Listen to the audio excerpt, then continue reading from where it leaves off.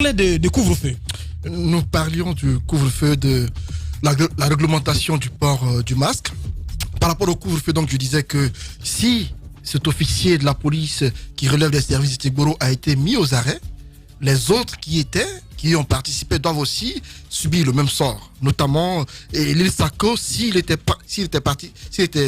participant à cette soirée. Parce que pour moi, nul n'est au-dessus de la loi. Et si un artiste de sa trempe se permet de se comporter ainsi, cela signifie qu'il n'est pas assez responsable, qu'il ne donne pas l'exemple.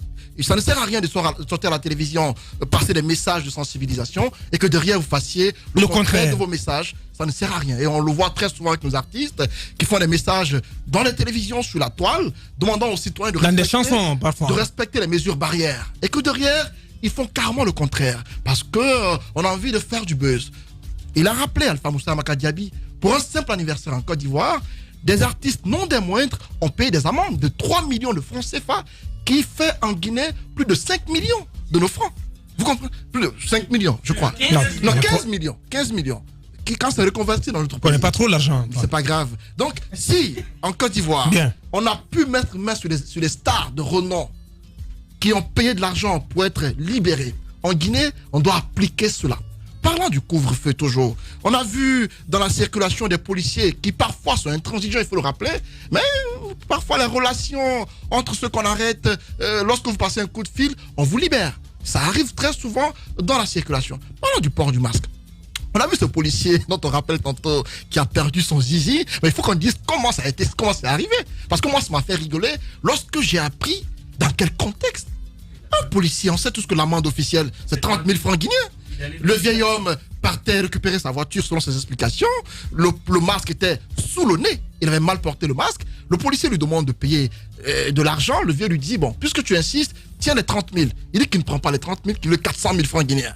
Quand même. C'est pas possible. 400 000 francs guinéens parce que le masque est mal porté. Mais j'estime que c'est trop exagéré. Le vieux veut lui faire comprendre que ce qu'il fait n'est pas normal. Il insiste. Alors, le vieux lui dit, puisque tu insistes, vérifie dans ton pantalon si le truc est là-bas. Et donc, il vérifie, il constate que ça a disparu carrément. Le vieux monte dans sa voiture, il s'installe là et il ferme sa portière. Au lieu que ce soit le vieux qui demande pardon, mais c'est le contraire qui se produit. Désormais, c'est le policier qui demande pardon.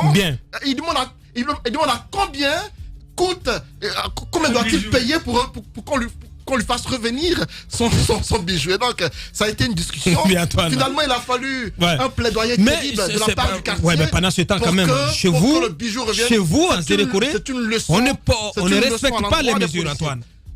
Mais c'est pas possible, Antoine. On ne respecte pas les mesures. On ne respecte pas. Mais comment les boîtes peuvent fonctionner en pleine pandémie de Covid? Vous parlez de Zérékoré. Zérékoré, c'est dans toute la Guinée, ça appartient à toute la Guinée. Ce n'est pas que chez moi. C'est ce que je veux dire. À Conakry, où nous sommes, la mesure n'est pas respectée comme dans la plupart des villes du pays. Il serait important que les autorités à tous les niveaux fassent respecter les mesures. J'ai apprécié hier l'annonce faite par Aziz Diop du côté de Koya quand il est revenu de sa passation de service. Il a dit que le chef est revenu. Désormais, à compter de ce jeudi, tout citoyen